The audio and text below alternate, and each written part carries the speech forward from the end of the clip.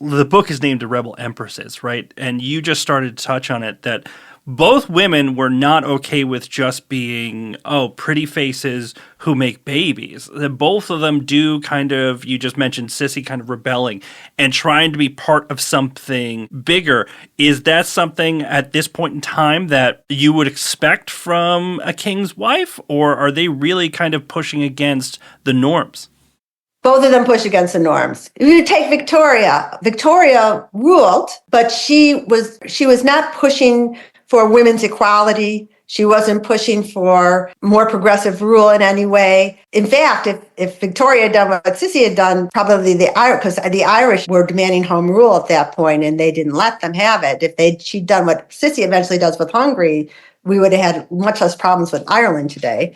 But yes, because they both rebel against this typical role of the Empress. Interesting thing is that they both used glamour as almost armor or a sword to get their way, to help them make changes and to help their rebellion. Now, Eugénie, she used glamour to help the French economy. She and Napoleon III, her husband, that was one thing they were aligned on. They wanted to bring, in fact, they called it making France great again. So they wanted to make France a major power. It had sadly fallen off. See, after the revolution, there was the terror. There's something called the terror in the previous century where they cut off all the king and queen's heads and all the aristocrats' heads. And this had a sad effect on other people wanting to show off their wealth. But by the time Eugénie and Napoleon III, they used that as a way to promote France. So every time she puts on a dress, she is selling that look and selling those clothes and selling French culture to the rest of Europe. And it works.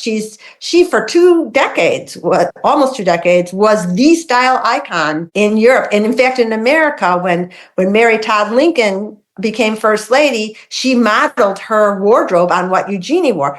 Eugénie was just the fashion. This is when haute couture gets started and all of this stuff. But she's using that to help bring in people to France, to help promote the French economy, because they were all about the future is in progress. This is a big scientific time. Railroads are being built. They see economic power as the future. And they were right in that way, but there was also military power that you needed to have. So, and there they had a little problem. But she used it, but at the same time, she was constantly promoting women's education.